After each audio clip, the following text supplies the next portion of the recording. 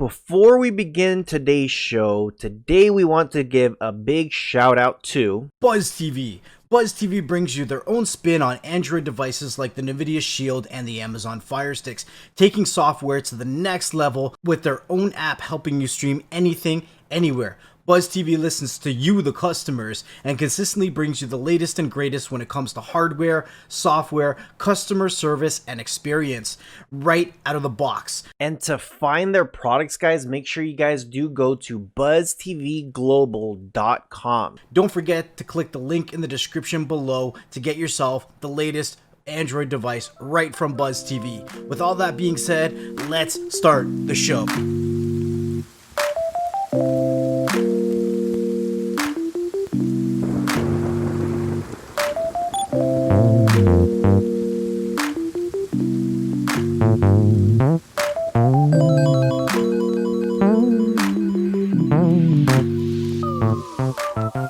Welcome back, everyone, to another Beyond the Show interview. Today we have a special guest. If you guys are watching this, you're probably gonna be like, "Oh my gosh, this actually happened." If you're in the audio, you probably read the title and said, "No freaking way." So. First off, before we really get in, Next Level, I need to check in. I need to check in with Next Level. How are you doing, dude? I ate something already, so we're good to go. Don't worry. You're not hungry, or I'm not hungry right now. I'm good. Let's go. You're good for now. All right, and Husham, do you want to say hello to the people? Hello there, everybody. It's me. So, if anybody doesn't know who Husham is, I'm gonna try my best, but I am gonna give you your chance to really go in depth with who you are. Husham was, I would like to call him the pioneer of bringing Kodi into the whole YouTube community, streaming community, everything. It was, I want to say, if there was no Husham, there was probably a no Joe Nobody, a no Solo Man, a no Target, a no, like the list could go on and on and on. Husham was the first of to really bring Kodi onto the map. And if you guys don't know what Kodi is just another streaming source. I know a lot of you guys do use APKs. And if it wasn't for Kodi, APKs probably wouldn't be around nowadays. Who knows? True. Yeah. So if you can, Husham, if you could give us a just some background of you, so that way we can know who you are, what you do, what you've done, just so that way people could get a good feel of who hushammemar is. Okay. So thank you very much for that really nice intro. I really like that. That was probably one of the most amazing intros anybody has given me so far. A pioneer, yes, true. I have not been called a pioneer, but I should have been called that, because I started a lot of things into the YouTube platform. I've started a lot of things into the streaming platform to bring Kodi, to bring streaming, to bring YouTubers together, to bring people together to know about new things. And that's probably where it all started. I wanted to help out, and I started up to try to help out the community, try to help out people in order to start something different, start something completely changed. I found the Kodi platform at its infant stages. It was, by the way, the first Kodi that I know was like Kodi 9. Wow. And it was just doing one thing. It was called XBMC by that time. It was called XBMC, and it was doing only one thing, and it was only able to install an Xbox. You can't install it on anything else. Xbox was the bloody thing that you can install it on. And it moved on. Kodi 9 something moved on to something like a small devices, and that's when I got interested. I wanted to make videos of how to help people to do it. That's how it all started, but it all sprung to bigger platforms, bigger things. Kodi Addons, moved on from XBMC to Kodi, moved on to IPTV, moved on to APKs, moved on to website, moved on to other stuff. That's a little bit background for me. If I go through too much depth, I'll be here forever. So I'm gonna see how much you want me to tell about the thing. When you say Kodi 9, can you kind of give us an idea about what year you started getting involved in the Kodi community? Holy moly! No, I actually got earlier involved, but didn't try to do more stuff into it because XBMC 9, it was the first version that actually was able to install on I believe on Windows after the Xbox. Gotham, I believe that was the version. I can't remember now. I think Gotham was the version. XBMC Gotham, or XBMC something else. There was a Dharma. I know there was a Dharma was like number 4, I believe. How old have you been? Well, we've had a couple conversations with we've talked to Blue, we talked to the Butcher, we talked to Lee. There's a lot of people that we talked about. Lee TV also. A lot of people were talking about these different types of Kodi versions before Kodi, when it was XBMC, and they were just numbers, or they were code names. That's right. Yeah. They were not numbers. They were just code names. Just code names. Yeah. And later on, then the numbers started to come out. Kodi 14, 15, 16. Now we're at 18.9 or something like that. I don't know what it is now.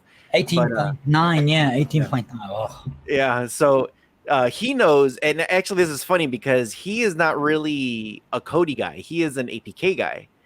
And you know what? And Next Level will never say this in front of people, but I'll say it.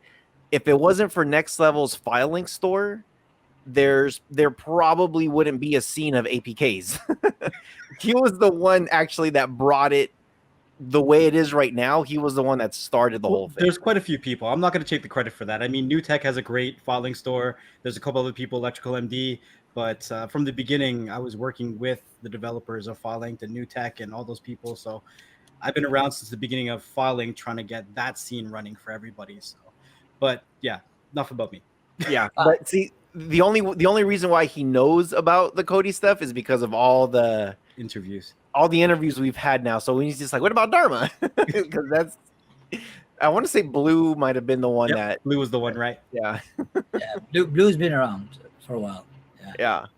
But I've been with them, with all of them. We started the first scene of Kodi. Not Kodi. For the first scene of XBMC that really got everybody going was I want to say the N something and next N something. It was like an IPTV platform, an IPTV forum add-on that was just NaviX? NaviX? No. I can't remember the name. It was old. Nobody really want to use it now. NaviX, isn't it? NaviX, yeah. NaviX was an add-on way back then. Yeah. I know there was a group. Add-on. There was a group of people after, because I remember it's funny because the Butcher said the same thing. There used to be one group of people, and then everybody kind of split up. That's how like Noobs and Nerds came around. That's when TV add-ons came around. And I forget what the third group was, but that's when everybody kind of branched out, and then everybody started fighting against each other. And I'll tell you what, it's actually very interesting. Is that everybody worked with NaviX quite hard. They all communicated, and I think what the reason is that none of them, and I'll say this, and everybody will actually probably agree or don't. None of them knew how NaviX worked. All they cared about is uploading IPTV links or movie links into a specific folder, and NaviX would take care of everything. The foreground, which everybody uses, was just everything was working. But when the background, nobody knew how NaviX was working, so nobody really cared. The reason why everybody started splitting up and I don't know. I might be in blame into this. I myself and I started a little bit, and then later on, a lot of forums started how to make your own add-ons. So everybody started splitting from NaviX and moved on to making their own add-ons. So that's where it became a bit of a problem. We had hundreds of developers in NaviX, but they were just interested in just uploading IPTV links and movies. And then when they realized, well, they could do the same thing in add-ons on their own, then we had a split. We had a big split. The first big split that came up from that, which Blue probably can agree with that, is the Phoenix. Right, Phoenix, she mentioned that. Yeah, Phoenix was the first big one that came out of the NaviX. After that, people realized, well, I can do the same thing. I'm going to move on. I'm going to move on to something else. Right. Then I came in as well and I told people, oh, well, you can make your own add-on. I did. You can make your own repository. I made a video of how to make your own repository. I made a video of how to make your own add-on. I thought that was a good thing, but obviously some people took that. I mean, I am to blame to this. Some people took that and moved on to something else. You can't blame yourself. I mean, there's an age-old saying that knowledge is power, and it's up to the person who gains that knowledge how they use that power. So if they want to kind of stick themselves in their own group or whatever, that's on them. You're just sharing the knowledge so that you're good, right? Well, I hope so. I hope that was the idea, because that was the idea. Is that I didn't want to be the only person that knows this knowledge. I wanted to share it. Yeah. One thing that a lot of the Cody community guys don't realize about me, they see me, they think I'm just a chappy old guy that comes in out of the street and say, hey, you know what? I know this shit. You're good. It's rated R. You could say shit or whatever all you want. All right. Be comfortable. Be comfortable. One thing I should really mention. I don't know how much of my background a lot of my followers do know. I'm a CCNA, Cisco System Engineer. I'm a Microsoft Certified Engineer, MCSE. I have a PhD in temporal mechanics. Took my PhD in 2001.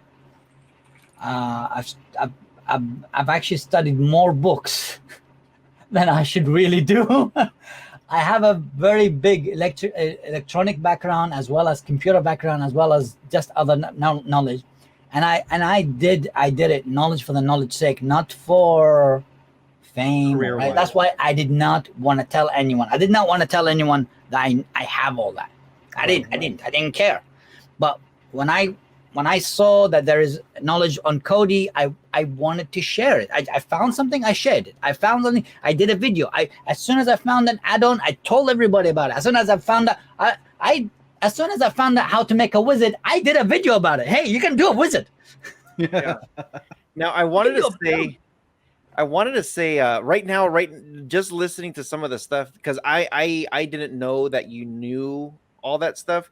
Right now, I don't know if you saw me. I went underneath my desk to get a book. You said MCSE? Yes, Microsoft Certified System Engineer. This probably looks very familiar to you then. Yeah, the bully. Oh my God, 7246. Yeah. Well, I have a whole stash down there because a lot of people don't know this either. I studied that exact same stuff. I got my Microsoft certificate. Those books are no joke. Like they are not easy. When you go take those tests and when you go and you're trying to prove to them that you know what it is that you're doing, those tests are not easy, and they're not even. They don't try to get you like a trick. It's not a trick question. They tell you exactly what the question is. They say, okay, here's all the answers. They want to see your work, everything. And one little thing, it could be a comma, it could be a dot, it could be whatever. You mess up one little tiny thing, the whole thing's wrong. Doesn't matter. Yeah. So that's pretty cool. So By the way, you showed me the SQL book. That's one thing I never took. I didn't care about. I don't like SQL. SQL. I don't like it. I hate it. I don't know. I hate it. I hate databases. I hate them all. But anything else within the Microsoft realm, I love it. Yeah. I had to take the SQL because I used to work at a hospital, and they wanted me to I was running reports, I was running crystal reports, I was running different servers and databases, and I was trying to connect like the mainframe to our internal frame. And when I was learning a lot of this stuff, my boss literally comes with those books, 3 of them, the first 3, and says, start studying, we're paying for your classes. And I'm like, I know. what? And I'm just like, okay. So I studied, I did the classes, I passed, and then he's just like, here's 6 more for the next one. And I'm like, Nice. how many books are there? Too much. Too many. So I went all the way up to the MCSE, which was, it's not easy. That's an easy thing, no. It's not easy, but I wanted to I wanted to bring this back because I loved how you just, we're talking about the Cody stuff. It gives everybody a really good feel of where you came from, how you start. I want to take that a little further back, and you kind of started doing that with some of your background and your knowledge. So before you found Cody, before you found YouTube, before any of that stuff, what was your passion when it came to like Microsoft or computers or just tech? What was it that you were doing? What was it that you liked? Okay, the most important thing is that the field that I studied, like my PhD and everything, had nothing to do with computers. Really?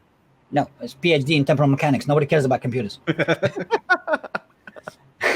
It was all theory, and everything is theoretical. Then the field I studied for computers was, I had the first objective was, of course, is to get a job, because I wanted to get a job in computers because I like computers. If you talk to my dad, he'll say I spend more on Atari 64 to buy him computers than anything else. Nice. That was my life. I grew up with an Atari 64. I thought I might as well make games, do something else. It was an exciting time for me. I just wanted to get on with life with computers. I don't know. I found myself relate to computers much more than I can relate to people. And don't take this the wrong way. It was a different time, and the reason is I came from a background where I was just in the middle of war, and I came to the UK. I couldn't speak English, so Yeah. I was learning English by actually learning the language of computers. Like when I type dir, directory listing. Yes, that's what it means. I got that. I can do that. CD, it says change directory. Yes, that's what it means. It's funny. I grew up with an Atari computer. That was the first computer that I had. Atari actually made computers as well. Yeah, exactly. But not a lot of people know that Atari actually made computers. Not a lot of people do. It was one of the first ones that I played around with. And we moved on to the basic, and from basic we moved on to C, and from C there was Dr. DOS, there was PC DOS. Oh, it's amazing time. But the whole idea when I moved on to these things is that my main objective was to learn English as well as get a job. Because after I got my PhD, I had one problem. I was not able to get any job in my PhD. My background is Iraqi, and you're not allowed to work in anything thermal nuclear things because you're flipping Iraqi. What are you doing nuclear stuff? Get out of here. I said, I'm a professional nuclear. Anything close to nuclear, get out. Flipping Iraqi wants to come down here, becoming a terrorist, want to do something. Get out, just get the hell out. That's what. So I had to respect the time, and I just moved on to something else. That's awesome. That's hilarious. So how did you go from doing all that and then finding your way to XBMC? Like, what happened in between for you to discover XBMC?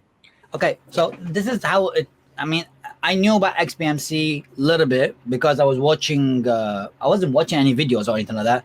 I was reading up on it on somebody's forum saying Xeno forum, no Xeno XBMC number 1 point something, and you can install it on a chip that you can do that. And I read that while I was doing shift, a 12-hour shift in Capgemini at the time with the company Capgemini. God, kill them. I hate them. I worked for them 12-hour shift. And when I was working 12-hour shift, trying to actually I was doing work for companies and everything. At night, it was a night shift sometimes. There was nothing to do. All we had to do was monitor. So I was reading. I kept on reading on how to watch stuff. And my whole idea is how that can actually circumcise the network, make sure that I'm not being found out, and I can watch movies at night. That was the whole idea.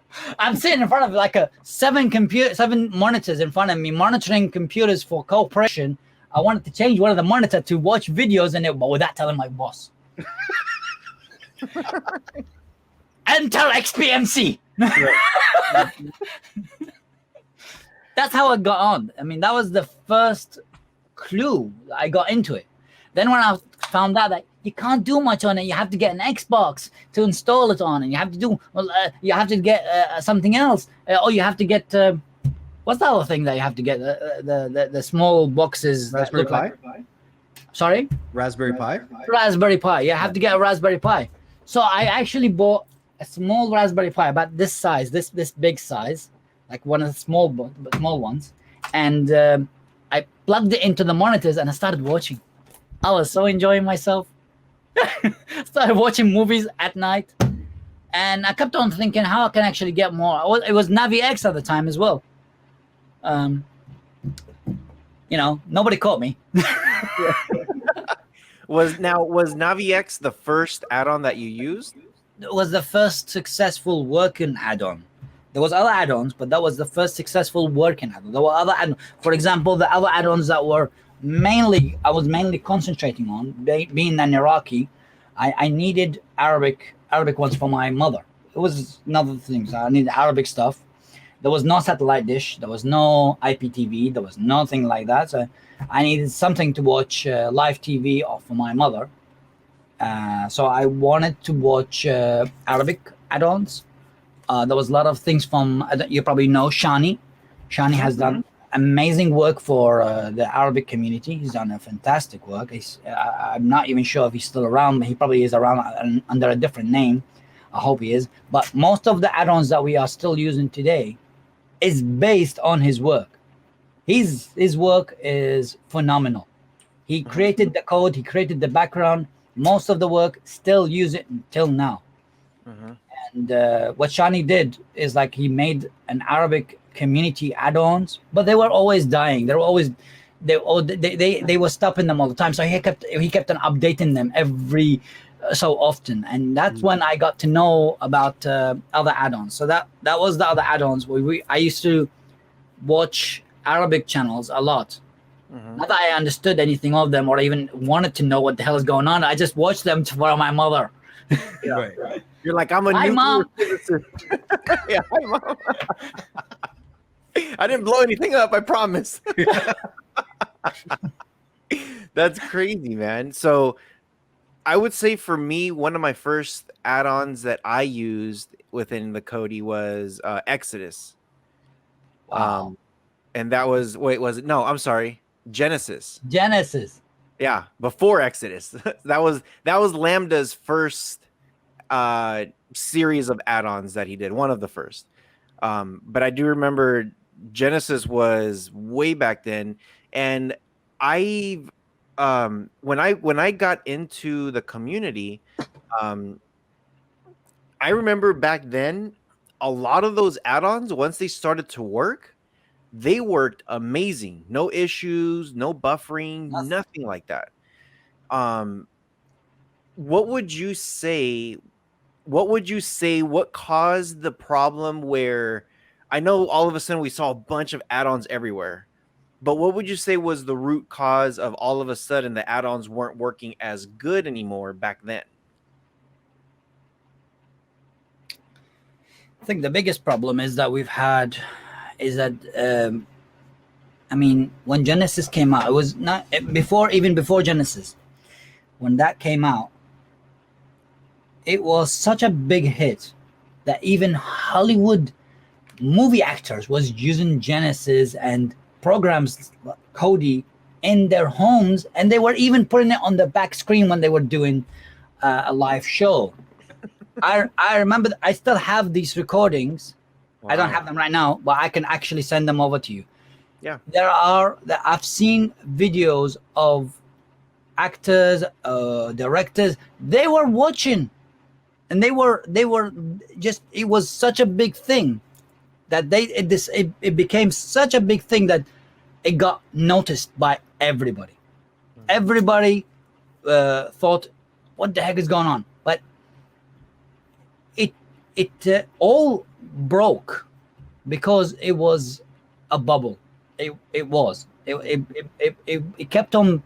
We kept on blowing into it. Lots of changes. Lot of people continued on sharing. I'm not saying it's a bad thing. No, it's a good thing. But in the same time, we didn't have any protection for anybody. Nobody cared because nobody knew that this was going to happen. We've had internet companies block the links. We've had links go down because companies wanted them down. Hollywood started noticing them, and they said, well, that can't happen. Our actors are not watching our films, are actually promoting free stuff. Yeah. It was a horrible feeling for them. So they said, oh, that we know, that's taking money from us. Well, it's not really. It's not taking money. If you see what's happened, most of these things that happened, and I know Hollywood don't admit it, but now most of the stuff that happened and later on was because of how that whole Genesis, Exodus, all of it, because of all that, Netflix was born. Amazon Prime was born. The Hollywood Disney Plus, which took such a long time for them to actually do, finally it got born. It wouldn't have been born if they did not know that the online community wants stuff for free or cheaper. Right. I mean, look, Netflix started free at the beginning. I think a big point of that is not just free or cheaper, but more convenient. Oh, yeah. It's the convenient. Why would I go to the cinema when I can actually watch stuff at home? I have the technology. We have the technology. Mm-hmm. What's the point of seeing movies like in the Back of the Future that says, oh, you know what? We can see a shark come out of the cinema and go and eat the guy. But we have very high advanced computers that are faster than a space shuttle that can go to the Mars and back in our home and can do computing power so fast, beyond the stuff that do, but we don't use it. What's the point of that? Look, our computers these days, now our phones can have got chips that are much better than a space shuttle computer. Mm-hmm. Yet we don't want to use it. Is that logical? No, it wasn't logical. People want something that we have this, so might as well use it. Mm-hmm. We want convenient. It's just like you said, and Hollywood did not like it. Hollywood did not like it. TV shows, the TV companies did not like it. Governments started getting involved. Hell, we ain't doing this. We ain't letting this through. Mm-hmm. They decided, hey, unless you pay us, you're not gonna go forth. They started actually asking Kodi itself, the company Kodi, to pay them, but Kodi did not have didn't even know what the hell is going on. What to do with it? Yeah, so they said, we don't know. We don't do this. We're not doing it. We just created the platform. You can do whatever you want. So they said, well, since we can't control it, we have to stop the users. Mm-hmm. They spent a whole, how many years? 30 years? 30 years trying to stop the whole platform. I think it's 30 years. If you count years. Is it 30 years, isn't it? 30 years. No, wait. Can't be. No, it can be a little bit less. I think 20 years. They spent 20 years trying to, because 10 years of Cody. No, Xbox it is One over. came out It in is over 20 years. It's over 20 years. Yeah. Yeah, because Because Xbox One came torrent- out in 2001, so it was just after that when XBMC was released, wasn't it? Yeah. So they spent close to 20 years, Yeah. or even more, to try to stop the users to go to free stuff. Well, I would say over 20 years because I'm Yeah. thinking about Napster was in the 90s, torrenting and all that stuff. They've been trying to stop this for such a long time. Because I would say that the big .com boom happened in the 90s. That's it. Yes, it did. And So ever yeah, since it is over 20 years. That's what I'm thinking. I'm thinking they spent close to 30 years. yeah, it sounds It is maddening that they spend all that time and effort to stop the users, but they know that there's a problem. Instead of stopping it, go fix it. You want to make money out of it? Help us make it. Netflix did it. yeah. Amazon Prime did it. Not that it's Amazon Prime is Amazon Prime is horrible, man. But I don't know. But Disney Plus has started it. I mean, We did an interview with New Tech Evolution, and New Tech said that in one of NVIDIA's commercials, in the background they had a Kodi add-on or a Kodi build playing. yeah, So I wanted to see if you remembered that one as well. I know. I probably I was the one who told New Tech about Probably. it because I was like, what the hell? That's an advert. I could see the damn thing. There was even one of those evening or what's on today or what's happening today or the night live show or the day show or something like that. Mhm. The evening show, one of these evening shows, because there's so many of them. Mhm. And one of them was actually doing an interview with some guy, and I can see the background. What the hell? That's Kodi. They were talking, him and the guy from the presenter and the guy that they were talking interview, and they were talking with his son and everything, and I can see the TV. That's flipping Genesis in the background. I can see it. And on Fire Stick of all thing, I can see the bloody remote. That's crazy. It was nuts. Okay, so with when you were seeing all this, the rise, I guess you could say the rise and fall. It's funny because Kodi's still around. There's not as many apps or add-ons as there was before. There's very, very few ones that work very good. And So yeah. So a lot of people went. Yeah, I know.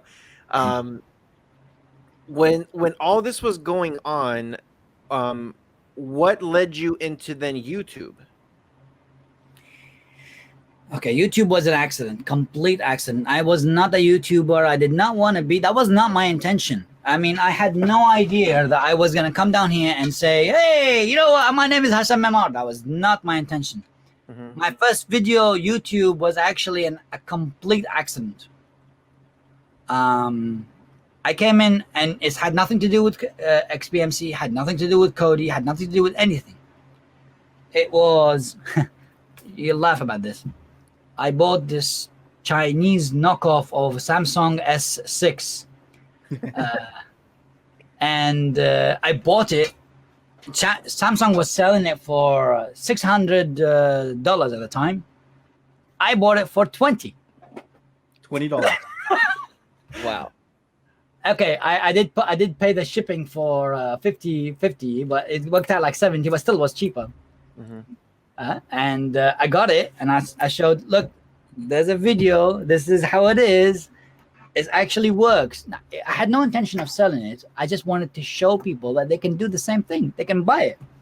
I left the video for 6 months. I came back to the video. It was like hitting like close to 500,000 views. Whoa. Wow. I was thinking, whoa, what the hell? Let me do another video. So I didn't have any other Samsung stuff to do. I had no more hardware. So I said, okay, you know what? I'll do what I know. I'll do the Kodi. I'm the XBMC at the time. XBMC add-on.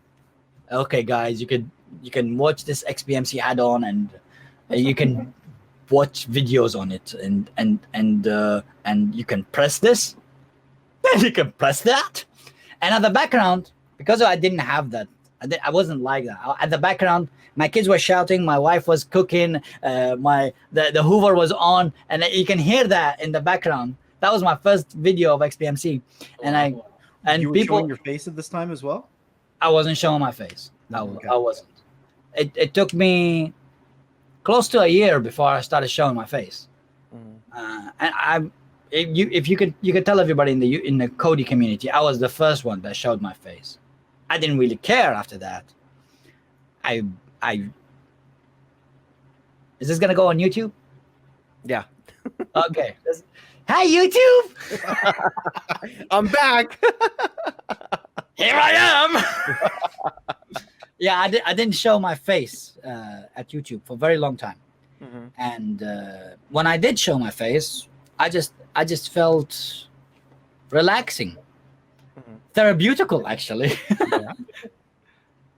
It's a good therapy for me. I needed to talk to somebody, so I was talking to the camera all the time. Yeah, for sure. But So, I was doing this. The camera was here, and I was doing, hey there, this is how you can. So how are you guys? How you doing? So as you can see, this is how you do it. You press that button. You press that button. I didn't have the knowledge or the background to talk to the camera. I had to learn it. It was a learning curve. It took 3 years. who was your first? So I'm trying to think. I'm trying to think of so back then when you're first jumping in on YouTube, was there anybody out there doing anything with the Kodi stuff at all? No, there was none. There was a couple of people selling IPTV, but not Kodi. There were a couple of people doing codes, but not Kodi. There was nothing about Kodi. Nothing Kodi, nothing XBMC. I started doing it, and a lot of people kept on asking me, Husham, I want to do a similar video. I said, yes, go ahead. I literally did not want to be the only face on XBMC and Kodi. I wanted people to go and do it. But to my surprise, nobody wanted to show their face. I was the only one showing their face. Yeah. It took a long time before people started showing their faces on Kodi or XBMC or anything like that. For a lot of people that we talk to, the average I would probably say is 1 year until people actually started showing their face. For myself, it was the same. For Rojas, it was about the same. And you just said yourself about a year. So it's pretty much the average that we see with the streaming community. It takes us about a year to really show our face. It's not just confidence. It's about the whole idea of how to talk to her. You don't. I mean, okay. Let me just put it down to like simple things. You want to be a YouTuber, or do you want to be part of this show the face thing? You don't have the experience, you don't have the knowledge, and trying to get the knowledge, trying to get the experience, trying to get somebody to help you, who to talk to. Right. It took a long time for YouTube to even develop how-to guides of making your own videos. It only happened like in 2008. They started doing videos of how to make how to be on the camera, how to be in front of the camera, how to help people to become proper YouTubers, because nobody wanted to care about that. The only people that were on front of the YouTube was the vloggers. Right. Yeah. And that none of them were teaching anything. Yeah. And there wasn't that many vloggers back then either. No, it was. I don't even know. I never watched any of the vloggers. Right. Yeah. I would. So I wanted to say this. So there's two parts. One of them is a comment. The second one is going to be a question, though. But I was talking to Next Level earlier, and I'm just like, I need to stop saying what I'm going to say because I wanted to say it here during the show. When I was doing my YouTube, don't be worried. When I started doing my YouTube, I was saying, like you said, no, there's no face. It was just, hey, my YouTube channel, Kodi Tutorials. That's it. Just Kodi stuff. That's it. And I remember watching a couple of you guys You being one of the first ones, and that's how I learned how to do this thing. And then one of your videos also was how to build your own repo, which I learned how to do that. I learned how to do an add-on. I learned how to do a build.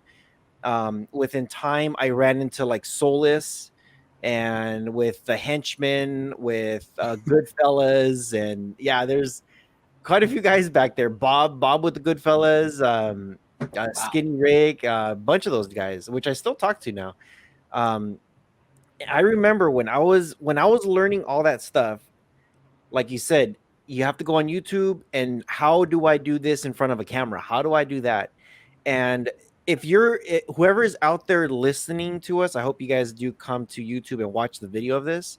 But Husham right now has a background and it has like a whole bunch of little tiny pictures everywhere. Like, That took 3 days to do. really? Yeah, that's not very easy to do that one. I bet. I bet it's hard to do some of this stuff. And I remember what you had and I want to say you were also one of the first ones to do this. And then I saw Top Tutorials do it later and some other people.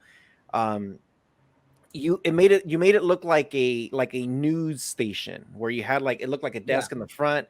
You had things coming up and down, like things are scrolling. It was very, very cool. And I'm just there watching this like, how is he doing this? And I sent you a message Did you? a long time ago. It was an email. I probably ignored it.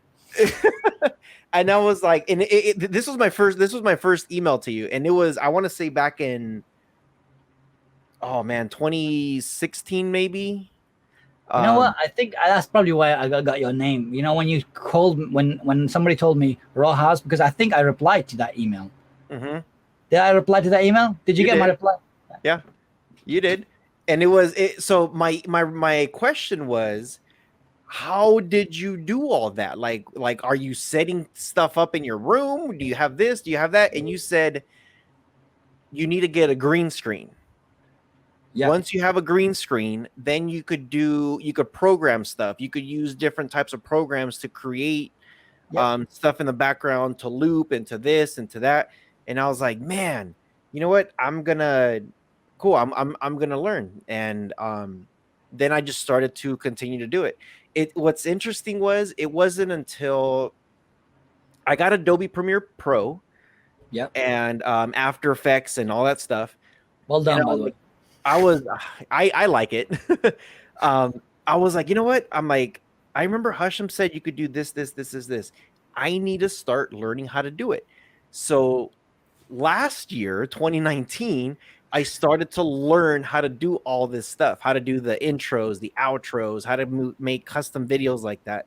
So if you look at my videos now, the intro of the Rojas reviews, and then the outro, I created all of it from scratch. I didn't copy anything. I didn't grab anything. I created everything from scratch. I watched some videos. I took some of your advice, and then I was able to put that together. So I should thank you for You're welcome. in the direction. I did buy me my green screen. I still haven't used it yet though, but I will soon. I will soon. But I guess my question now is, Do you want to see my background? Yeah, let's see your background. Bro, let me switch off all this nonsense. I mean, yeah, go for it. So green screen is off. Holy moly. And you can see this is the mess that I've got behind me. Yeah. I've got TV, I've got the door. I've got Android boxes over there. Yeah. Got all sorts of different things. Yeah. But it just shows you that anybody can do it. Oh yeah. The beautiful part about the green screen is that you can do whatever you want in a sense, but you also get this stupid nonsense behind me there. But it's cool. It's like right now when you took everything down, I'm looking at Next Level screen. I'm looking at my screen. I'm like, it just looks like stuff back there, you know? Yeah. Dimitrology, he's been around, and we did interview him. It was a great conversation. I've kept in touch with him throughout the years, and Dimmy's a great guy, man. But I see all of our, I guess our channels, how they look like, and then I see your channel, and like your channel, for me it looks like you got dimension, like you're in a studio somewhere, and it looks pretty cool. I don't know. Like I said, this took a very long time. Every single one of these clips behind me that you can see that on the TV, that took 3 hours to do on its own. And then then trying to merge them together, that took a long time to do. But it was worth it because I like doing it. Mm-hmm. By the way, YouTube don't like me doing this. If I do this on my own YouTube channel, they tell me off. Really? Yeah, I don't know why. That's crazy. No. Yeah. But my most important one is, I don't know if you can see. Oh, no, you can't see. No, there is. This one there. You can see that in the middle, there's two of me. Yeah. I'm talking to myself. Yeah. I actually did that particular one. I did it in YouTube Space itself. I went to YouTube Space and I did it. I needed a bigger studio. So I went to YouTube Space and I did it. So, Husham, I have to ask, you were, the first when it came to YouTube and the streaming community, but were there any YouTubers that either started around the same time or started after that you actually watched or followed? Like, which YouTubers in the streaming community or YouTubers in general were you actually interested in? I wouldn't lie to you. There was people that came after me. Now, there was people that followed me, and there were people who wanted to take a different approach. There was the good approach and the bad approach. The good approach was just do the same line that I'm doing, and or do a similar line as I'm doing, and just continue on moving on to trying to help people. That was my idea, is to help people, because I did it for 5 years, and I never made a single penny from YouTube. I didn't care. I did it for fun. I wasn't doing it for my money. I did it for 5 years in a row. After that, YouTube said, "Hey, do you want to monetize?" I said, "Okay, fine, I'll monetize." Mm-hmm. People came after that. They started doing it because they thought it was good for them, and they wanted to share. And I said to them, every single person that actually came to me and asked me, do you want me? And I said to them, listen, YouTube asked me to monetize, you monetize. There's no point for you to wait for them to monetize. So monetize it. So I advised everybody to monetize. And they, then that I started a really cool curve of lots of YouTubers for the Kodi, for the XBMC. They started very nice. Then the worst part happened. There were bad people coming in, which can I say names? Go for it. If you feel comfortable, go for it. Okay. So we had people who became friendly to the community in the name that they wanted to share, but they had only one motive: making the money. Solo Man was one of them, unfortunately. It's probably one of the big ones out there that came into the community for one sole purpose: to get the knowledge that he needed just to make money.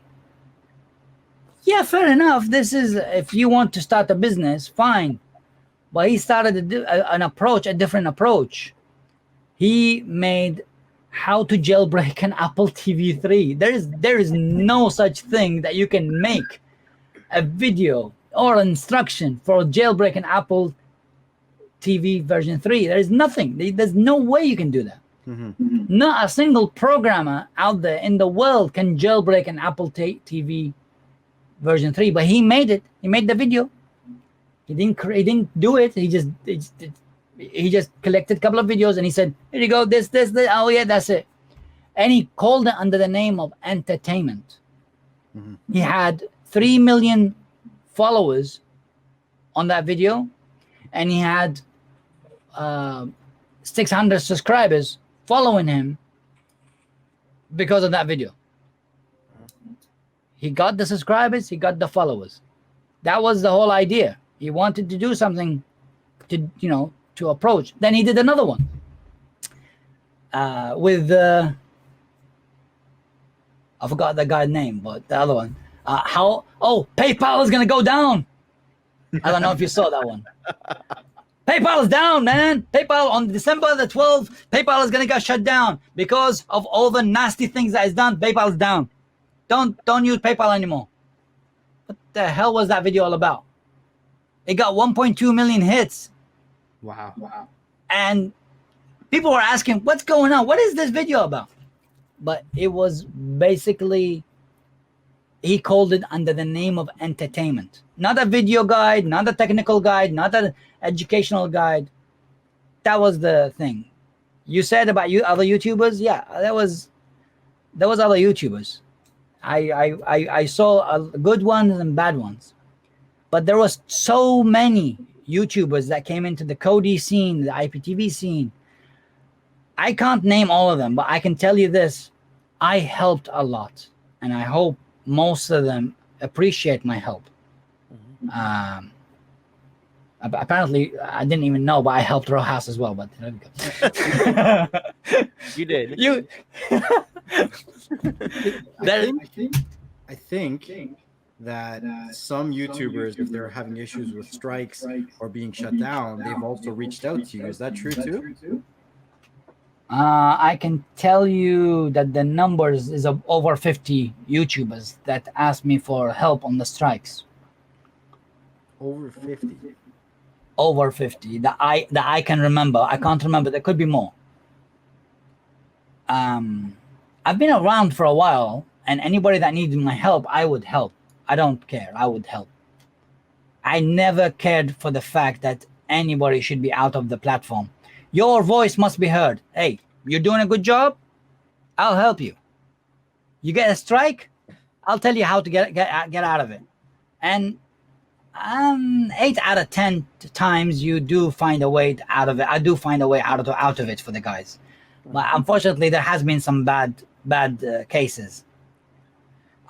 There's been cases where I couldn't do anything, but what I did is I bought a YouTube channel for them, and I gave it to them. I can say a name. I don't want to offend. If I say this name, it's not an intention to say that there is anything wrong that they did. In fact, they are still close friends. But you guys all know this name. No Limit, Kodi No Limit. You guys know him. Know her. Yeah, okay. No, whatever. Yeah. Kodi No Limit actually was the group of Kodi No Limit lost their YouTube channel. Mm-hmm. And I did work on it for literally 3-4 months with them to try to get it back. We wanted everything to get it back. And at the end, I just gave them a YouTube channel of mine. I bought it and I gave it to them. I didn't charge them. I didn't charge them a single penny. I wanted them back. So they got the no something. They got no issues. No issues. And no issues. And luckily, No Issues video YouTube channel wasn't even mine. It was given to me by another company. They actually did not want it anymore. They gave it to me, and I said, you know what? It's good. It's working. It's monetized. I'm gonna give it to you.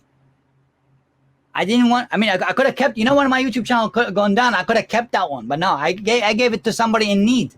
Mm-hmm. Who was it? I forgot now. Oh, no, I forgot. I forgot who it is. Yeah. It's a Canadian company. I forgot it. I forgot what's it called. Raw Media? They gave, Raw Media? Raw Media, yes. They gave me the channel. It was No Issues. That was their channel. No? Yeah. And I gave No Issues to them. I mean, it's a big story, but it's not something that. I mean, I'm not saying this because I want to offend them or anything. I like Kodi No Limit. I like them. I'm not saying this so people can hate them. All right. Mm-hmm. In fact, this is a good story. They're good friends of mine. I'm good friend with them. I stayed with them, and they came for my help, and I helped them. I wonder if we could get Kodi No Limits on here for an interview one of these days. They won't do it. They won't do it, huh? Dang it. But you can actually ask them. Yeah, we'll ask them. I know they don't have a face. And we typically ask people if you want to come on the podcast to, even though there's an audio side, we want to see your face. It's a team. They're not, all of them, and I don't think that will work. Yeah, probably not. Yeah, so this is towards the end of the show now. One of the things that we always ask whoever our guest is, if there's anything that you want to say, anything that you want to tell the people, anything that you want to tell us, whatever you want to say, this is your time, and feel free. Honestly, I have nothing. I have nothing to say. I'm happy with the things are, but I do like the idea that that so far with all the sales that I've made with the Husham box, I haven't had any returns of people hating it or anything like that. So if people are interested in IPTV boxes, ask me. I'm not gonna force you to buy stuff from me. I'm gonna tell you where to go to buy it. Even if it isn't my stuff, I will tell you. I'm available. I've made myself available on YouTube, on WhatsApp, on subscribers, on everything, on the forum. I'm happy. I hope you guys are happy. You happy? Of course. Yeah, it's been, I think, happy. Beyond the Streams was going to have Husham on here if you liked it or not. And I wanted to say, thank you for taking the time out and actually having this conversation with us. A lot of people that we've had interviews with in the past, we've mentioned some names, obviously, like Lee TV, Blue, The Butcher, New Tech Evolution. Your name or things that you've been influential in the past has come around through these conversations. So I think it really gives a good perspective to the viewers and the listeners of the Beyond the Streams channel here. So I really wanted to thank you on behalf of all the listeners and Rojas and myself for taking the time out and really giving us some information that I don't think anybody would find anywhere else besides the Beyond the Streams channel here. Some of your background, your interests, your hobbies, where it all started.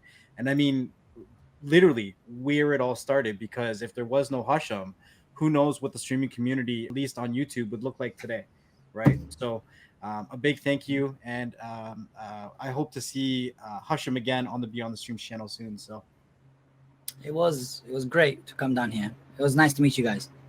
Yeah, and yeah, for sure. I want to say also thank you for coming. It's for us, we love to have these interviews, and it's really, you're an OG in this. You're an OG in this whole community. OG is you're an OG, an original gangster. But I'm beyond the streams. Want to say thank you for coming. Thank you for being here with us and having this conversation. We appreciate you. And with that being said, anybody who's out there listening to this or watching this, make sure you guys do check the description. Make sure you guys look at the links. We're going to leave links to his channel, to his website, so that way you guys can go over there, sign up to his forums. That way you guys can get that information, that knowledge. There's a lot of stuff out there, and Husham is not too hard to find. He's out there. So make sure you guys do check the description, and we're going to make sure we link all that. With all that being said, a couple things that we say here is you guys take care and take care of each other. And stay humble and be patient, and we'll see you guys on the next one. Peace. See you guys. Peace out.